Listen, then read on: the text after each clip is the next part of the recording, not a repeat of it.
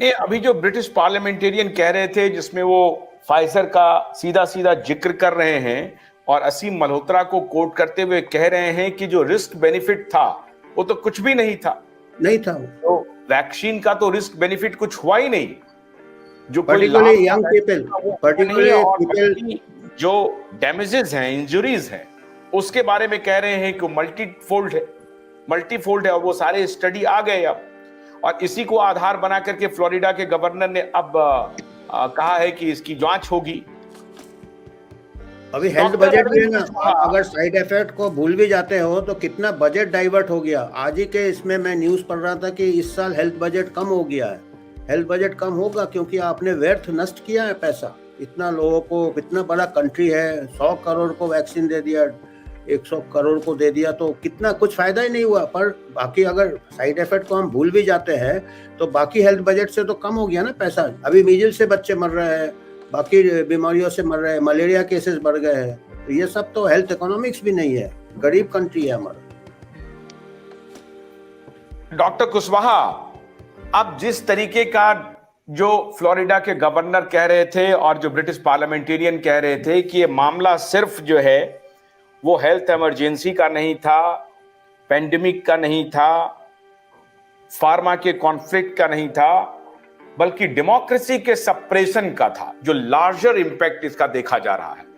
You as a doctor, आपको इसमें क्या दिख रहा है? इसमें पॉलिटिकल इनटेक क्या है, पॉलिटिकल आउटकम क्या दिख रहा है डॉक्टर कुशवाहा, जिसका जिक्र वहां आज पार्लियामेंटेरियन कर रहे थे कि डेमोक्रेसी को हाईजैक किया गया पूरी तरह से through the medical health care channel.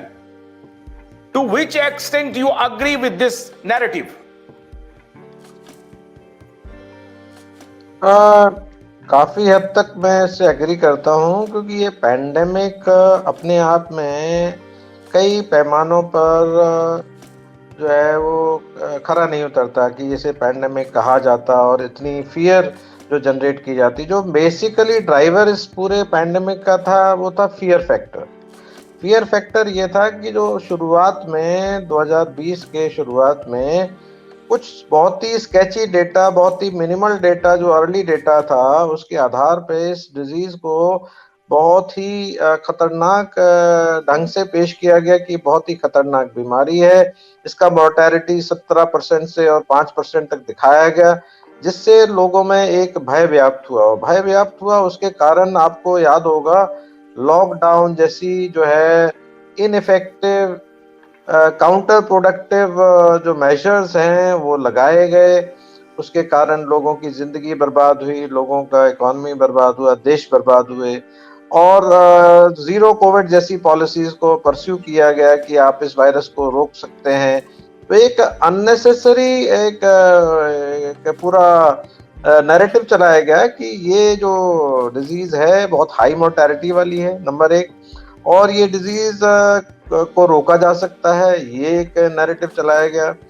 तो और जो सारे लोग लॉकडाउन करने से हम कर्व को फ्लैटन कर देंगे, ऐसा कुछ करके चलाया गया या नहीं कि। और उसके बाद सबसे बड़ी गलती जो हुई वो ये कि हम वैक्सीन लाएंगे तो ये पैंडेमिक को हम इमीडिएटली खत्म कर लेंगे। तो ऐसे कुछ चीजें जो गलतियां हुई हैं वो एक बड़ा अचंभित होता है कि सारे कंट्रीज में हुई है एक साथ। तो ये ग्लोबल फिनोमेना किस तरह से है और किस किस चीजों से इसके तार जोड़े हैं, ये एक ऐसा विषय है जो कि शोध का है और रिसर्च का है, और कई लोग इसके ऊपर रिसर्च कर भी रहे हैं और आप शायद उनसे वाकिफ भी हैं। लेकिन